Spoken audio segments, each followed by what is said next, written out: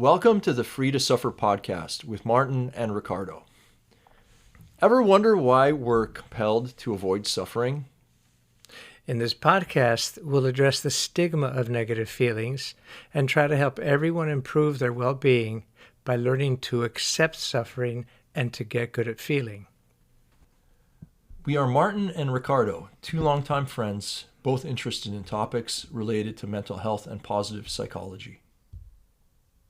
Ricardo is a retired mental health counselor, student of Rupert Spira and other teachers of awareness, and nonviolent man of action. Martin is a lifelong martial artist, former cancer health researcher, dedicated to education and helping people to be their best. We're always looking for interesting topics for our episodes, so if you have a topic you'd like to suggest, we invite you to send it to us or post it to our comments. We're glad to have you with us and hope you find some use and meaning in this episode.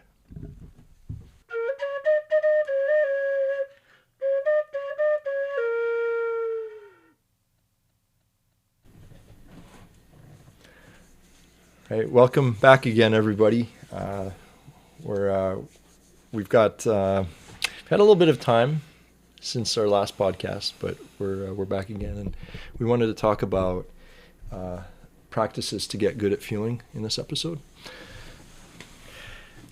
Yes, one practice in particular, and you make some, right before we started recording, you made some interesting observations and points that we might want to touch on here briefly before actually introducing this particular practice. There are many different practices, but this would be one of my favorites. Mm-hmm.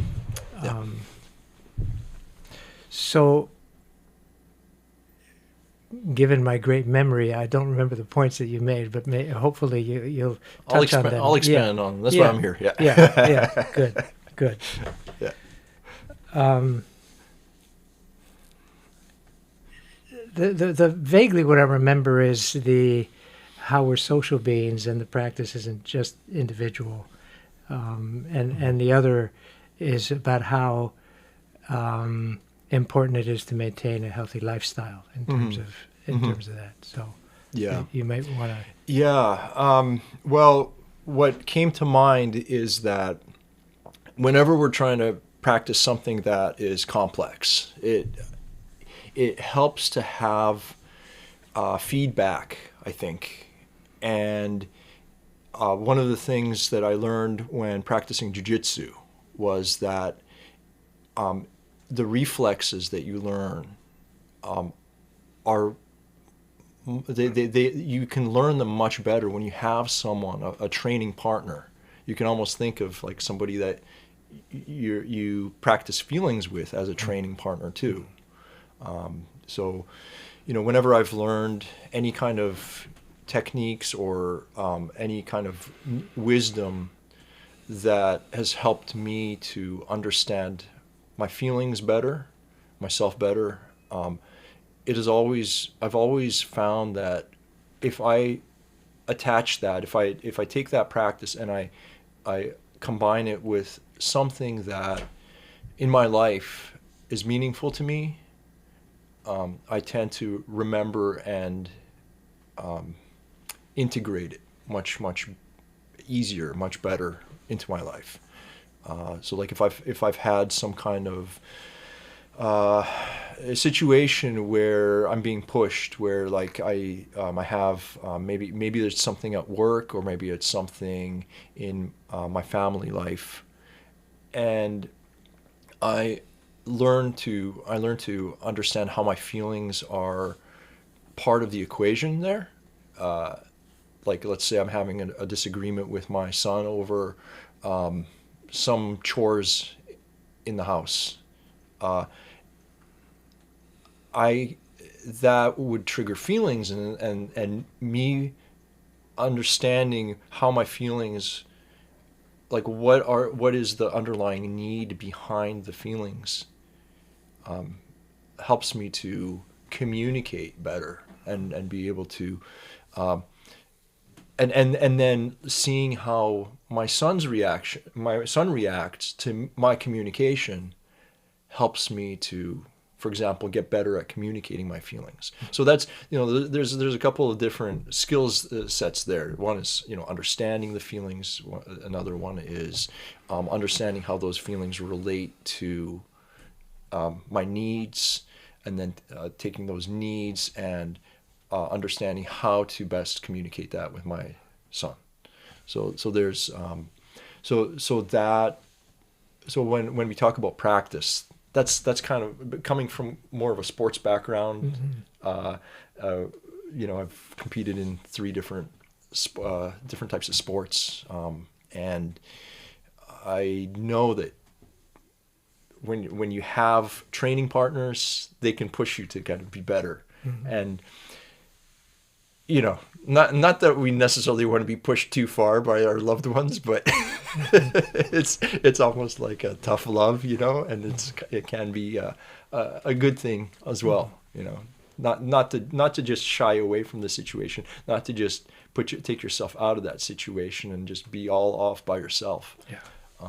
But having people around you that you can talk to, and you can see their reactions. I think that's very important, to become better at it, and to ultimately find a healthy situation.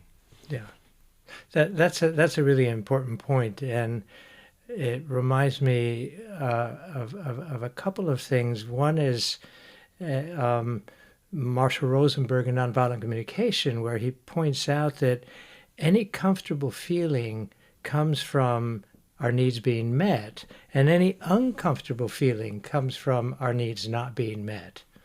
And so that to me is really important. Now, the other piece of that, though, Martin, is if you're going to spar with somebody else, before you spar with somebody else, you have to have some basic fundamental skill at whatever this is that you need to learn on your own, and that's the piece that we're going to be addressing here today. But you make a really good point that ultimately this practice about getting good at feeling involves exactly what you're talking about, how other people can trigger our feelings and so on.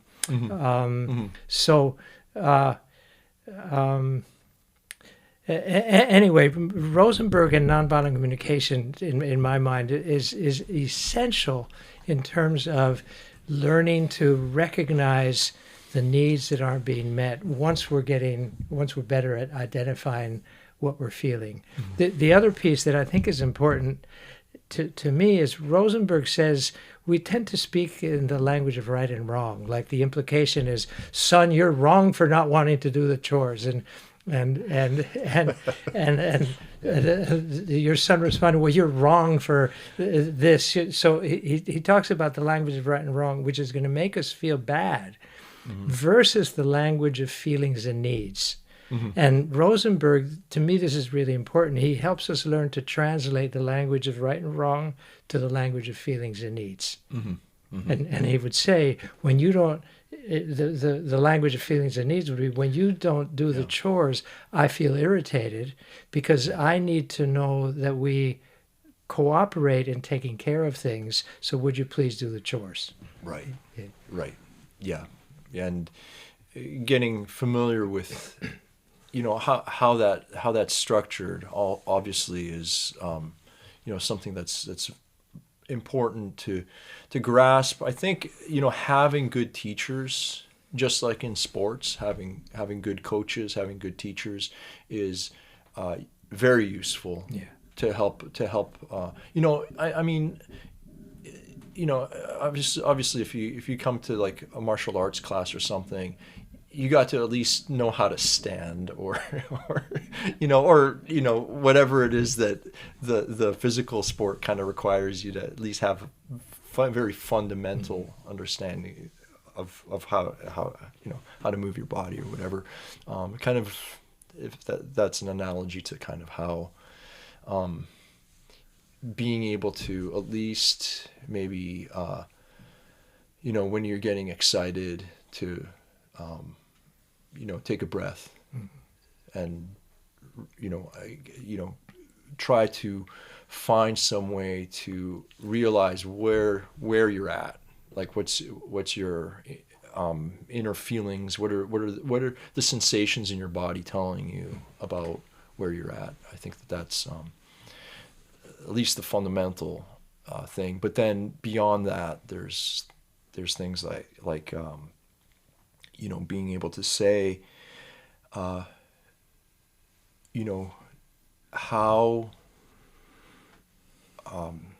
am I feeling, and how does this relate to my needs? That's something I learned from Marshall Rosenberg as well, from reading his book. And then knowing that the feelings, despite the feelings being there, they're not being. The feeling can be stimulated by something, but it's not, that stimulus is not causing the feeling. In other words, someone else is not making me angry. They're stimulating something within me, some thoughts within me, whether it's a story or something about my past or something that I'm expecting for the future. And then that is turning into a like an expectation maybe within me. Maybe it's triggering some anxiety or something.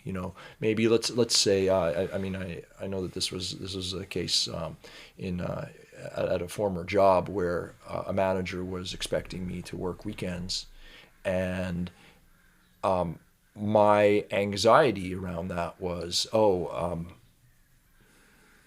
won't be able to spend as much time with my family or on personal projects.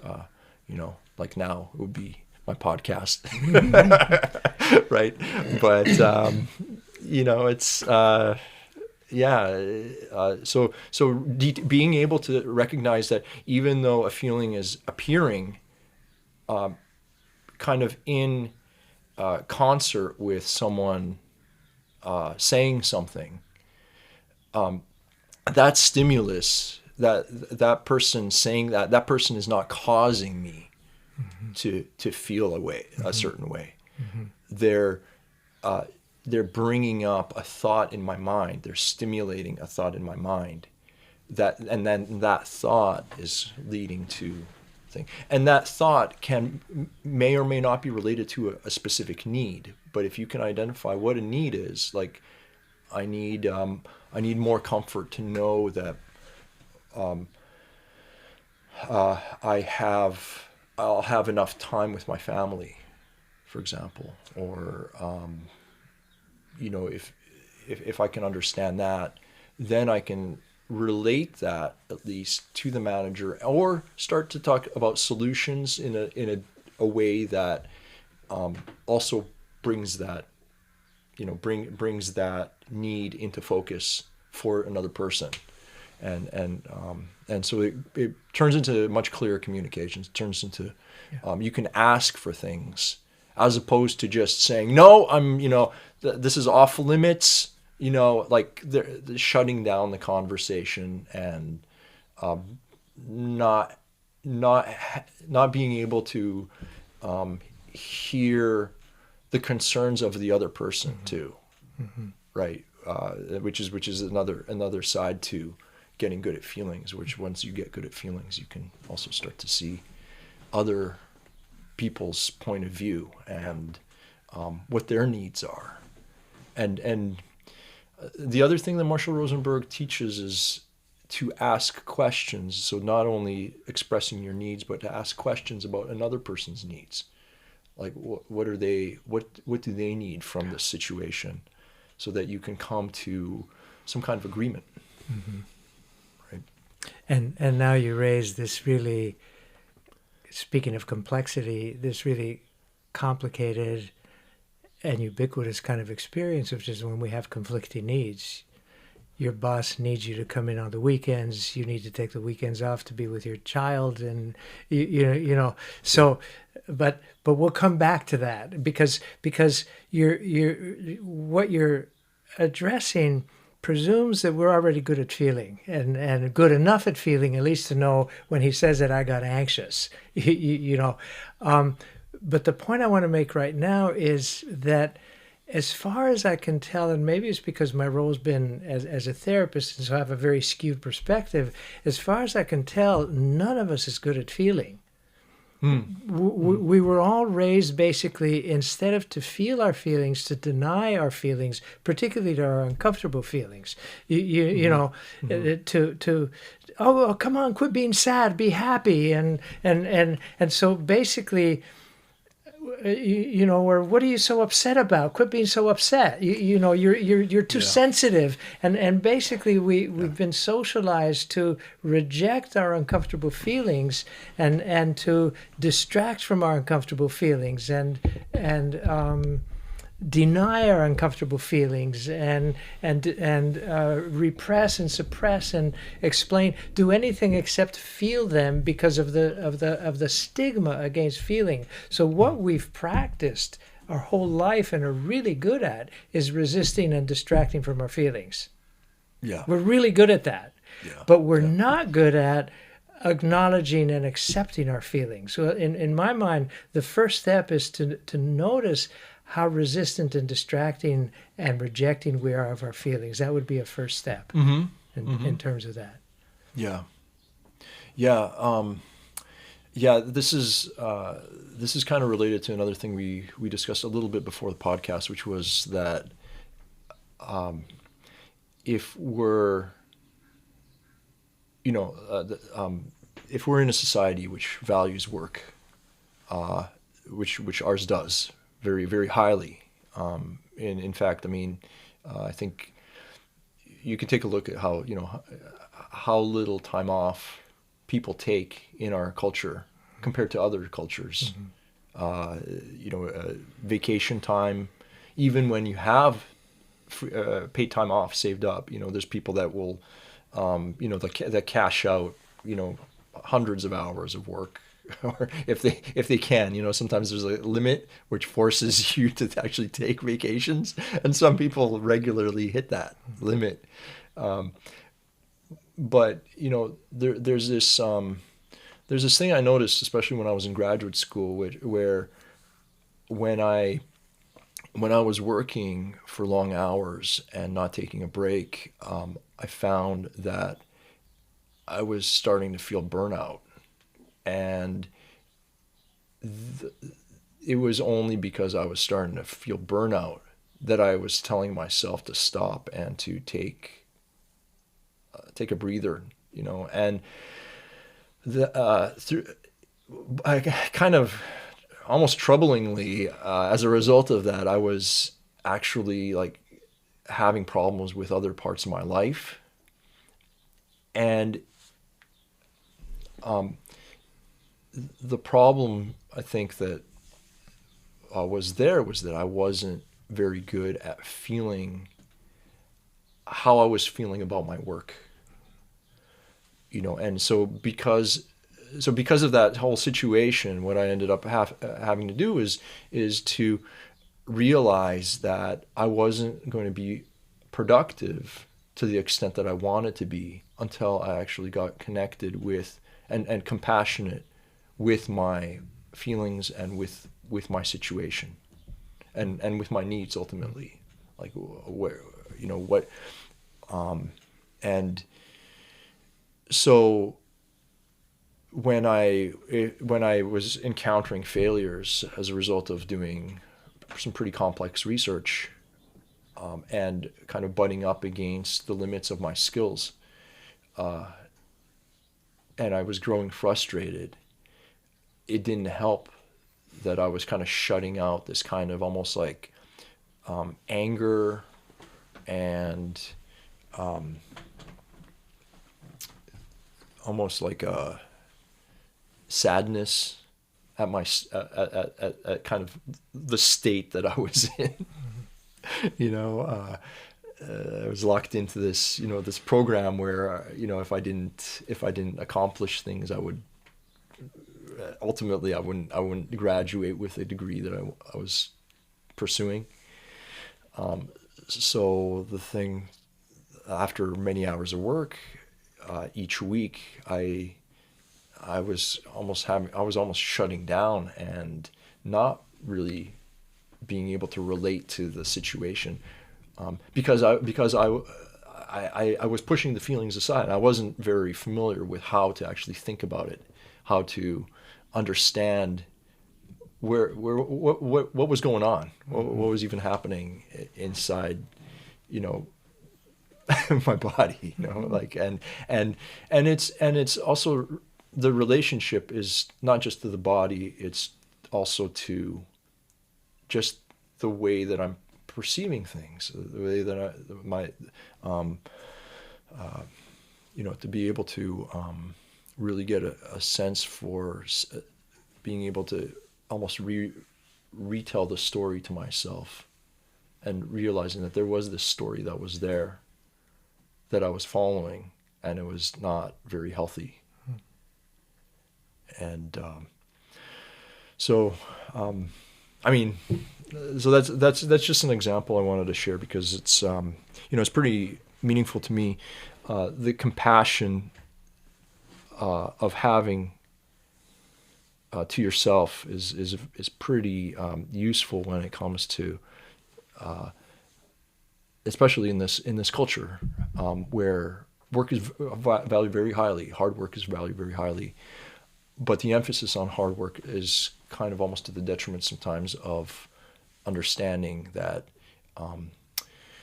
that there's other sides to a human being besides just working, and the feelings, when they get swept under the rug, they can cause some serious problems, which are not very evident. I think they're not very evident. Like the cause of the problems is not very evident if you don't have an understanding that this is something that can contribute to some real detrimental issues. Mm-hmm.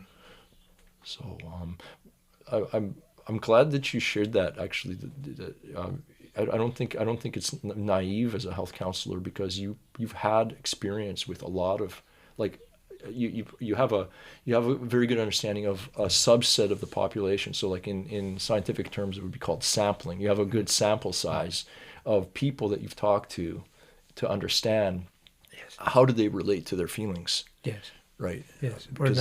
Or not. Yeah. Yes. I don't think this is literally true, but it's to make the point. At one point, I found myself thinking, there's no such thing as mental illness. All we suffer from is our inability to feel our feelings. And as you're pointing out, when we can't feel our feelings, we can't really address the needs that are needing to be met until we're burned out. And somehow in your life, you were doing the same thing until you started becoming more aware of, I'm being burned out, and changing course, and learning to recognize the feelings and the needs that you're having, and that you're calling having compassion for myself. So again, to make the point, I'm saying there's only one mental illness, and that's our inability to feel. Interesting. Yeah.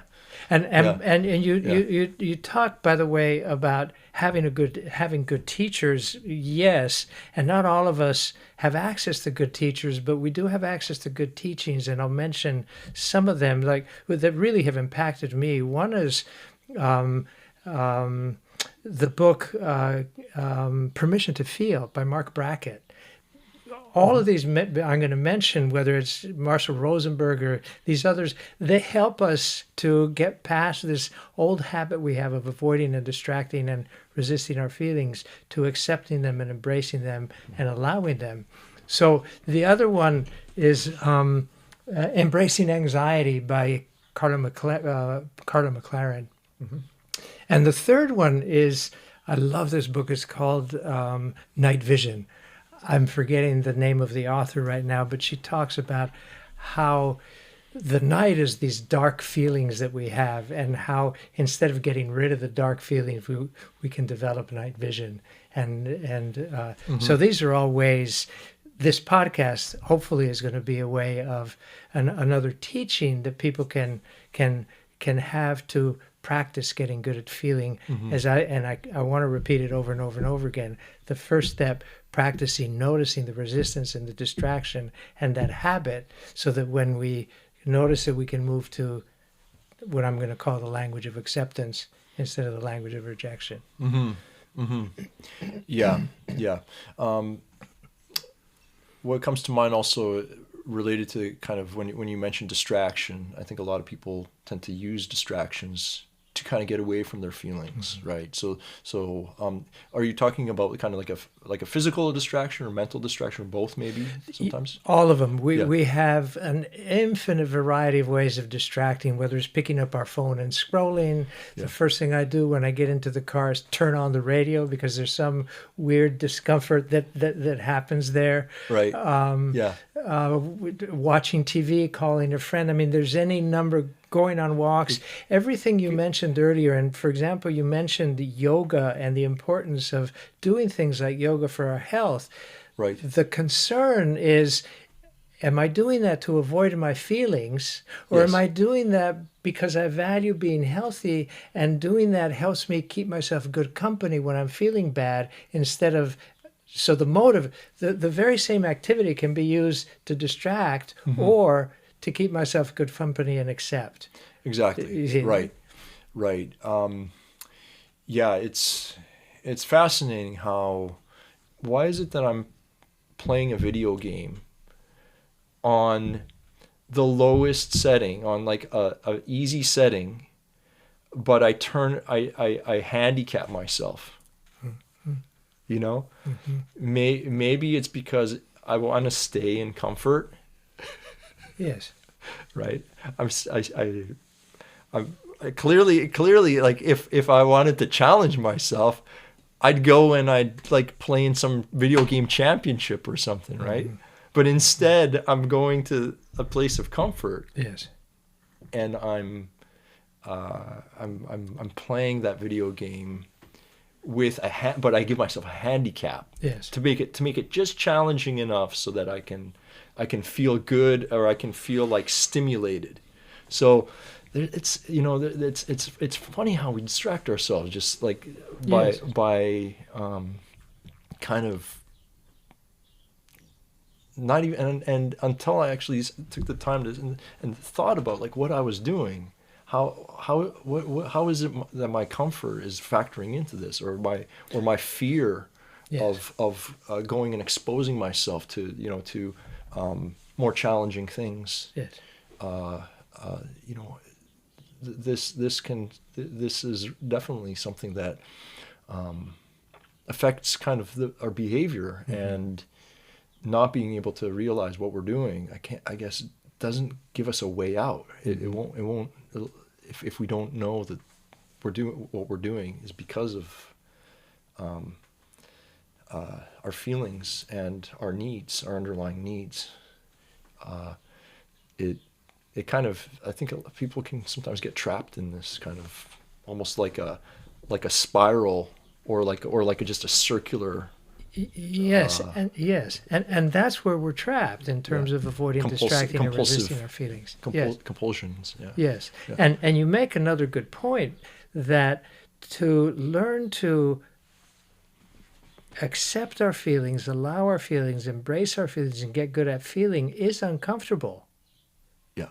Okay, any learning curve is uncomfortable, and yet, as you're pointing out, if I don't embrace some discomfort, I ain't going to learn. I'm going to play the easy video games on the lowest setting all the time, because we do need to feel comfortable, but we also need to embrace some discomfort so that we can grow and learn.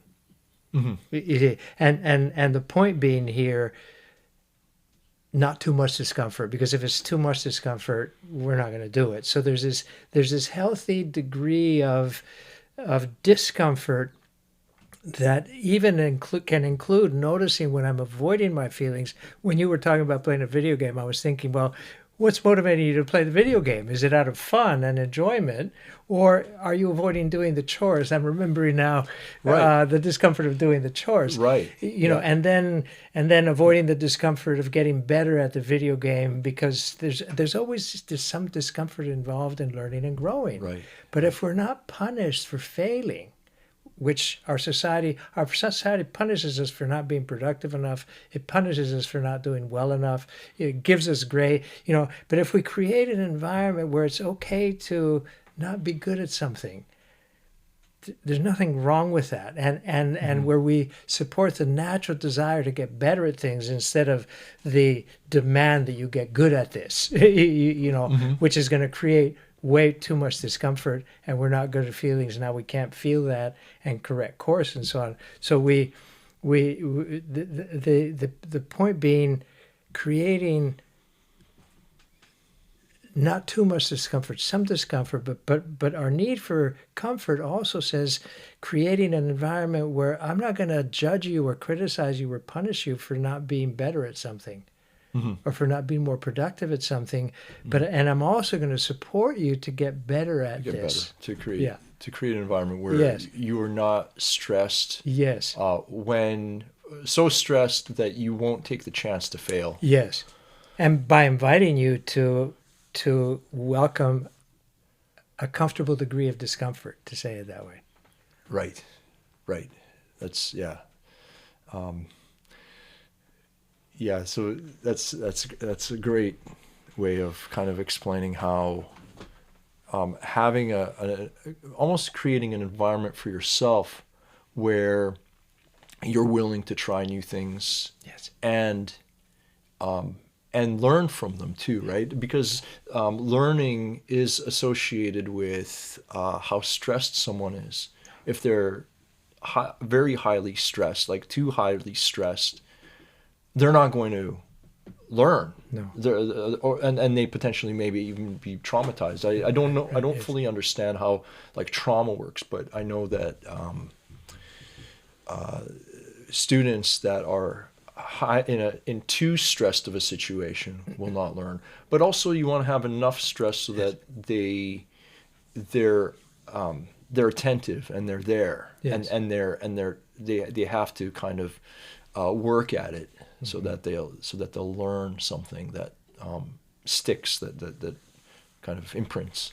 Yeah, what we were just talking about in terms of not too much discomfort, but some discomfort in terms of learning, not avoiding some discomfort because you never grow and learn that way, to me brings us to, and given the time, brings us to this practice that I wanted to share that's been so useful to me, and that I think could be very useful to our listeners, because it acknowledges the discomfort, but also invites not too much discomfort, and is very respectful of that, and allows us therefore to practice in a way which isn't too uncomfortable, that then makes us avoid and not want to do this. So maybe this is a good time to introduce the practice that I'm referring to. Yeah. Is this the language of acceptance that you were talking about? Yes. First, yeah. Yes. Yeah. Before we started the podcast. Yeah, learning the language of acceptance. Yeah. Yes. Well, and as Rupert points out, Rupert Spira, my favorite teacher, to learn anything, we have to dedicate some time and attention. So this is one of the ways of creating the time and attention to learn to accept, allow, and embrace our feelings, to learn what I call the language of acceptance. So the first piece, which I alluded to earlier, is to notice the impulse to avoid or resist. That's the first step. Or maybe I didn't notice the impulse to avoid and resist, but I notice I'm already playing the video game. And I notice that playing the video game, I'm doing to avoid the discomfort of not doing the chores that I feel like doing. So I go, so now here comes the practice. So I notice the impulse to resist or the resisting. I pause. And I love this because it's just the pause. Rupert would never say, don't distract. That's part of too much discomfort. There's nothing wrong with distracting. We do it because it helps. Yeah. In the short Yeah. term, though, it costs us in the long term. So he's not saying don't distract. He's saying notice the distraction. Now put a pause in there. Mm. And in that pause, ask yourself, what am I avoiding? What am I protecting myself from? And touch that. Yeah. Okay? Yeah. So we don't need to label it, but we know there's something uncomfortable. Just let yourself feel that discomfort without having to label it or do anything with it for as long as you can. So pause as long as you can without pushing yourself, just to be aware of and touch that discomfort that you're distracting from. Yeah. Now go back to the distraction. Right. Okay? Right. Whether it's smoking, playing the video game, scrolling on your phone, just go back to distraction.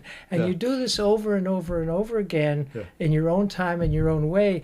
But little by little, you increase the length of the pause. So if at first all you can bear before beginning to feel overwhelmed is 5 seconds, you go back and distract. But then it's 6 seconds, and then it's 10 seconds, and then it's a whole minute, and then maybe it's 5 minutes. And you increase the length of the pause before you go back to distraction to let yourself get in touch with the discomfort that you're feeling. Yeah. Okay? Yeah.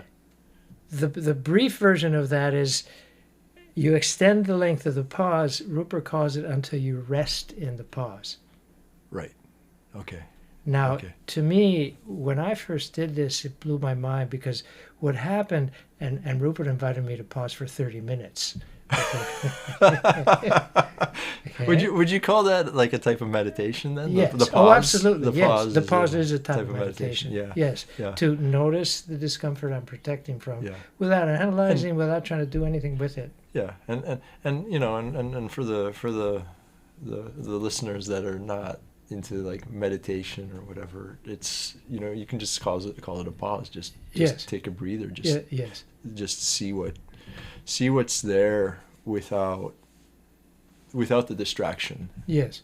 Right. Yes. And I'll elaborate that a little bit more because there's a piece, but I want to finish on this until you rest in the pause. Well, what that means is that the uncomfortable feeling came and went before you distracted. I can't tell you how important that was, because until that moment, I believed if I had to do something to get rid of the uncomfortable feeling. You see? Yeah.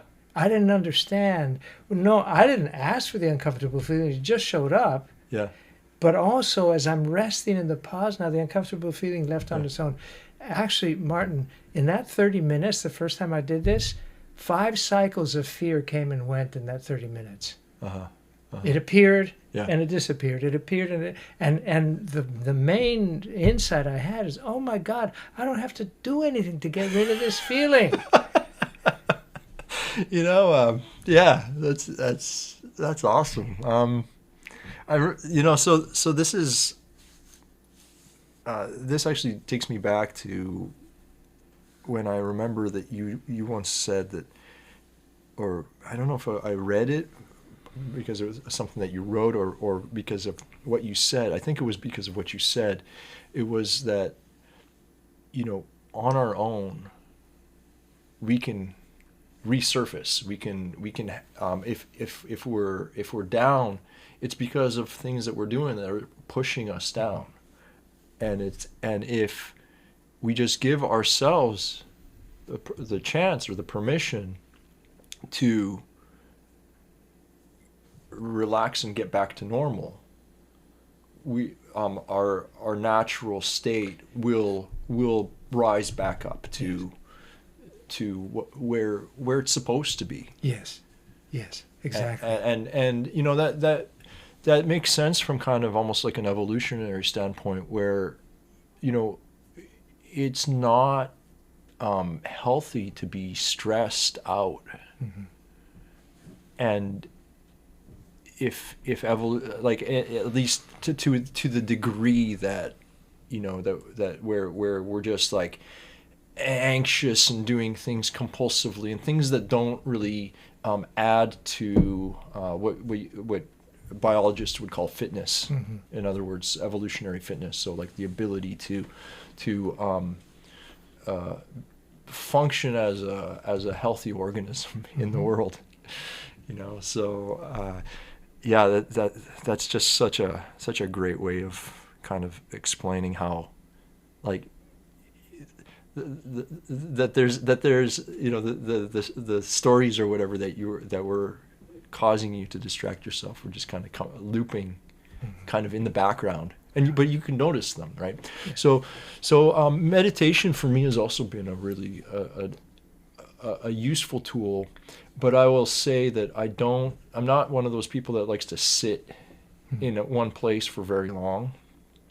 So sometimes I do what's called walking meditation, where you can if you just go for a walk, you can start to look at, like, what is it that's on your mind.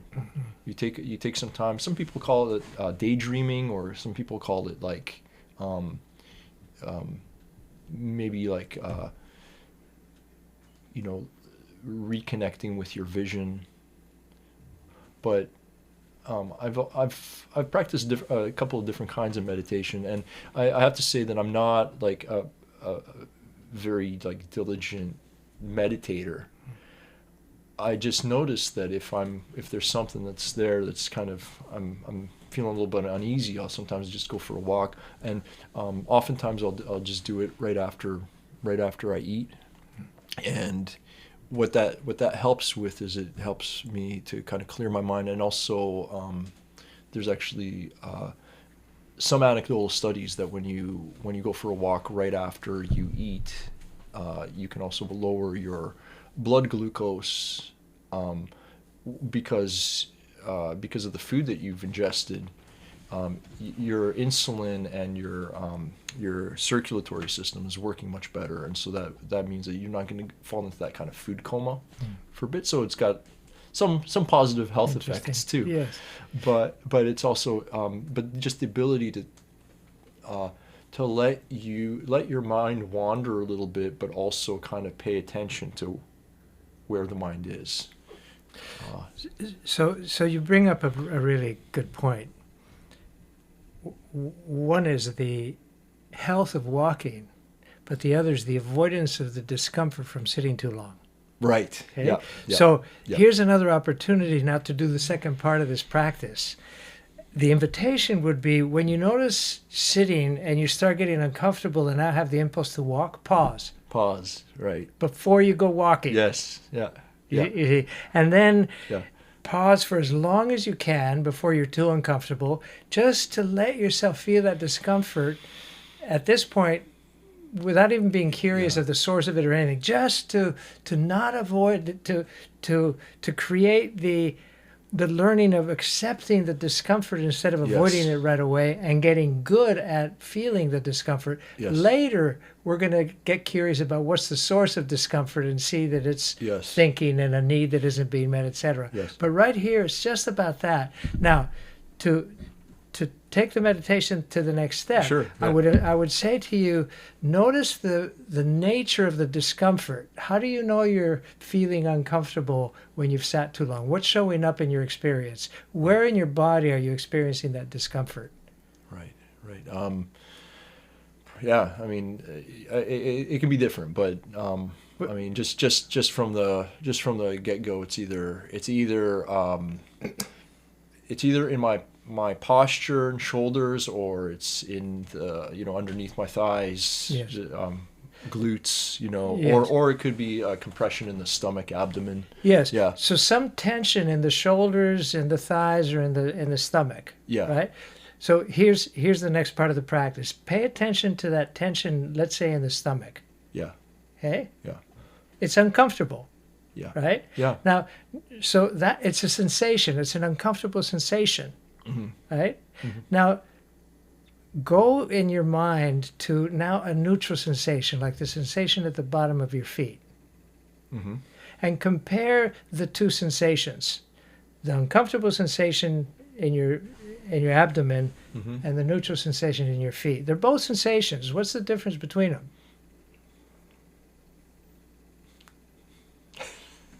there's there really to me it doesn't seem like there is very much when I focus on it. Yes. When I focus on it, it's almost like Bingo. if I focus, it's dispelled. It's not Yes. really. Well, that's part of what starts happening naturally. It dispels itself. But before that, there is a difference between them. Mm-hmm. Okay, the one is more intense than the others. Okay, Mm-hmm. the one in the abdomen is uncomfortable and intense. The neutral sensation at the feet is not intense and is not uncomfortable. Okay. Yeah. Okay. Okay. Yeah. Now, notice your reaction to the two. Is there any resistance or avoidance of the neutral sensation at the bottom of your feet? Not really. No. Well, now notice the reaction to the discomfort in your abdomen. Yeah. Is there any resistance or avoidance of that? There's a little bit more. Yes. A little bit more. Yeah. Now here's the practice. You notice that resistance, put that aside, and just let yourself feel the discomfort in the abdomen. Yeah. In the same way Yeah. you let yourself feel the neutral sensation at the bottom of your feet. Got it. And notice what happens. Yeah. Yeah.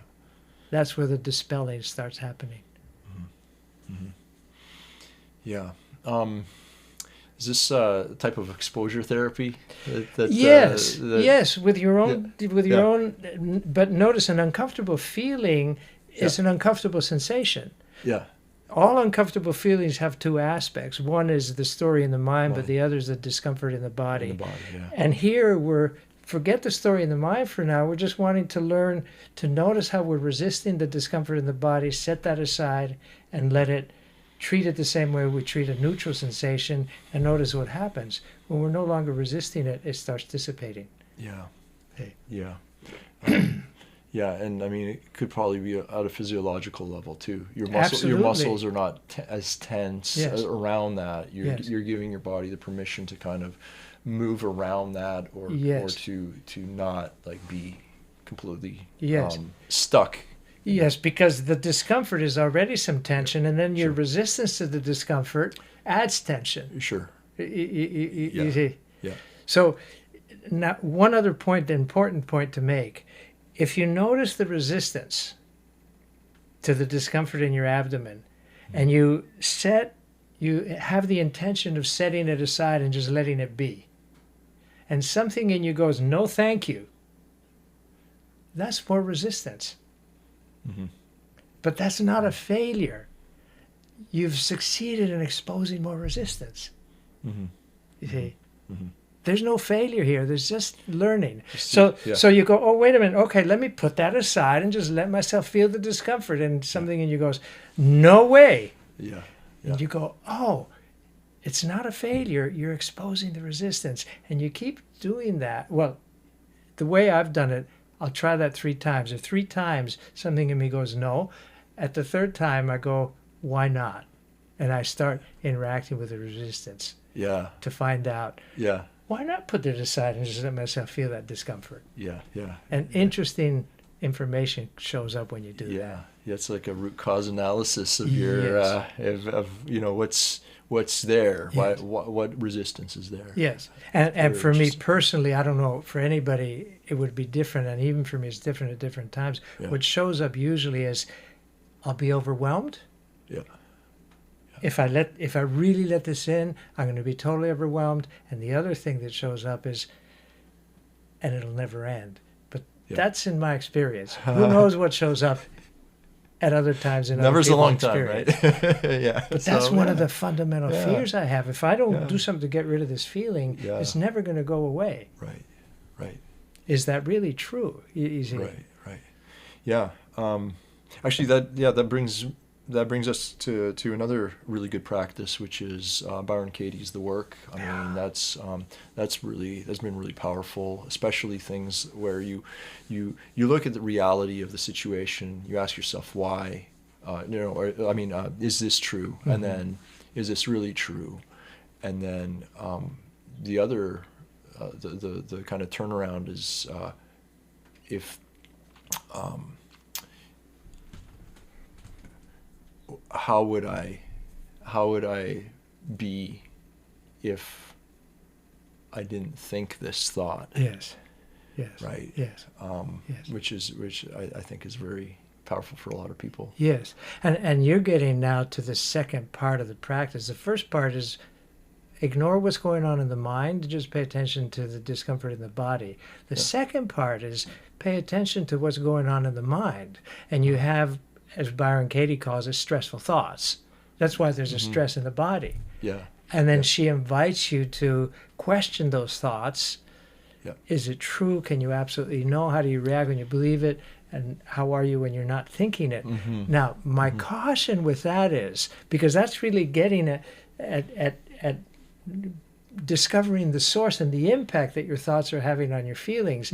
My caution with that is I can use Byron Katie's work to keep voiding, resisting, and suppressing my thoughts. I can use it with that motive. Now I use Byron Katie's work to do this old habit I have. Yeah. But I can also do it after I've gotten good at just attending to the uncomfortable sensations in my body, noticing the resistance, putting it aside. Now I can go back to my thinking, but I'm no longer trying to get rid of the uncomfortable feeling. Right. You see, so I'm doing the very same thing. I pointed to this earlier, but the motive is now keeping myself good company and becoming interested in what's really going on, rather than how do I get rid of this feeling by doing the work. Yeah. So you know what this kind of brings to mind is like the people that become so obsessed with self-help. Yes. Where they're like doom scrolling YouTube videos. Or podcasts, hopefully not our podcast, because we've only got this is only 5th episode, so they won't be scrolling for long. But it's one of those situations where, until you kind of recognize the way that you're distracting yourself and the feelings associated that relate to that and the needs that relate to those feelings. You can get stuck. You can be like the man who sits at the top of the mountain. That's all they're doing, because maybe from the outside perspective, they may be so addicted or addicted to that compulsive behavior, where that's the only thing. That's their only. A thing that they think will get them out of discomfort. Yes. So there were. I think there's a cautionary note to say that any practice, you may also want to look at what's underlying there. What are the feelings behind that? Yes. What are your needs also as a human being? Yeah. Well, and that now to me, Martin, points to another episode where we come back to what's going on in the mind. Because notice here, we're not interested in labeling the emotion. We're just interested in noticing the discomfort in our body, our resistance to that discomfort, and practicing allowing that discomfort to be there and noticing how it dissipates. But once we've gotten a little bit more practice that, again, what I'm calling the language of acceptance, by noticing the avoidance and letting that be, now we can get curious about what's going on in my mind, not to get rid of the emotion, but I call it keeping myself good company, to become more understanding of what's going on in my mind, and eventually discover what Byron Katie is teaching, that every source of stress is every source of uncomfortable feeling. Yes. Is a stressful thought, which is coming from a need that isn't being met. Right. But so we definitely want to eventually get good at not only not resisting the discomfort in our body, but at not resisting the stress in our thinking, and noticing the need that isn't being met, and then finding out how can this need be met. And some of these needs, another story, can't be met, but then how can I accept the fact that this need can't be met? So I wanted to just share really briefly a practice that I recently came into as well that was interesting, and gave me some help to think more creatively also.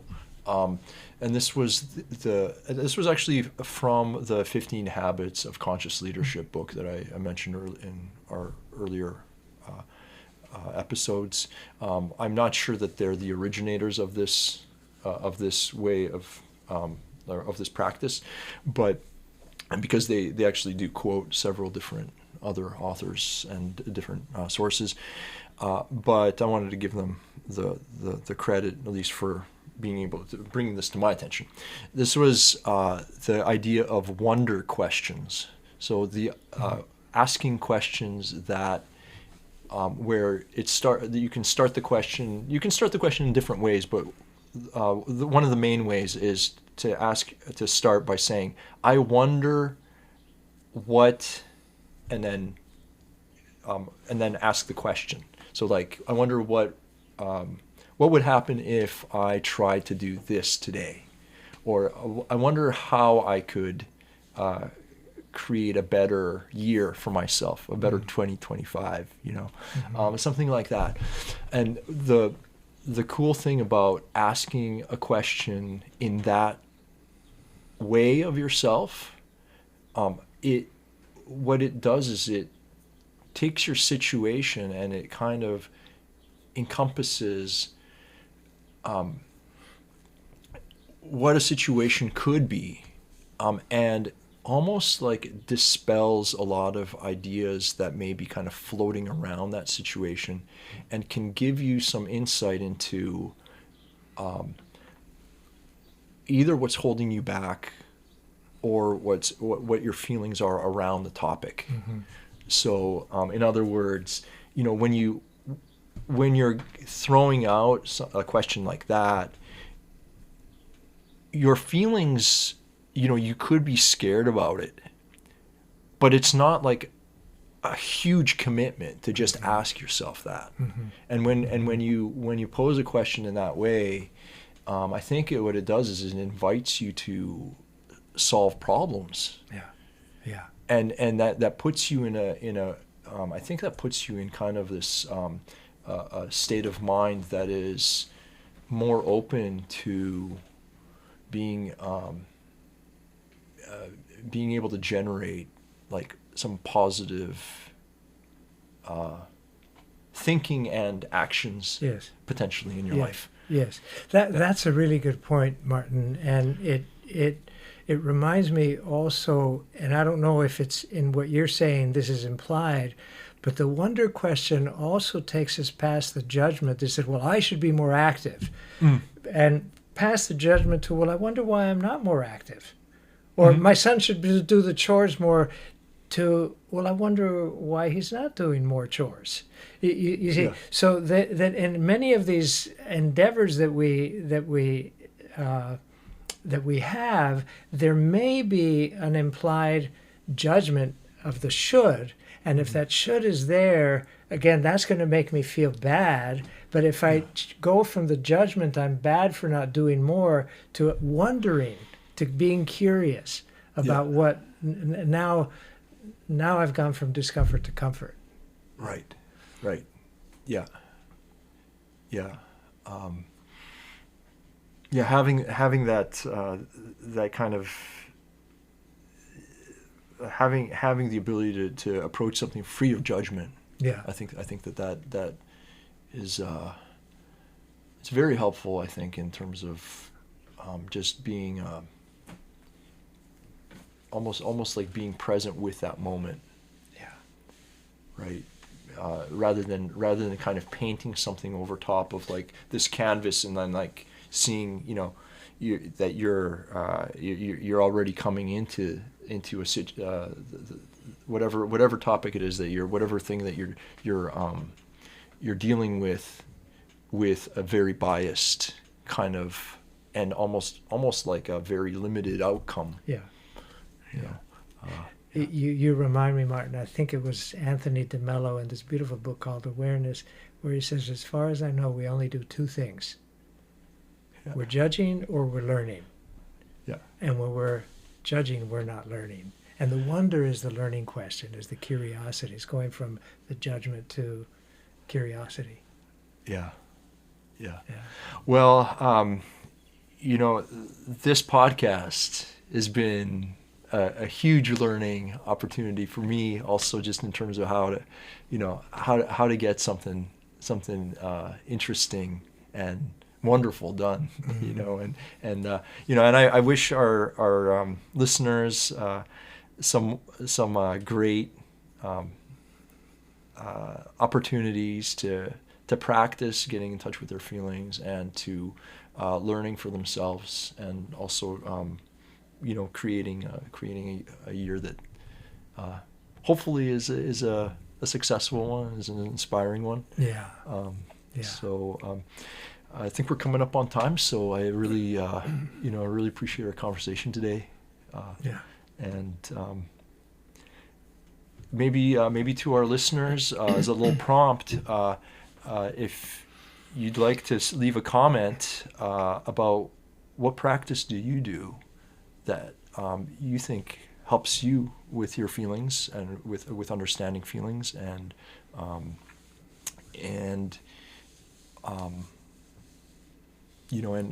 maybe what other practices are you hoping to do in this upcoming year. Would be curious to learn what you guys are up to. So thanks for listening. Yeah. Great. Thank you, Martin. Yeah, thank you. And I'm glad we're both willing to put up with some discomfort of learning in terms of doing this podcast as well. Absolutely. Yeah. Take care, everybody. Take care.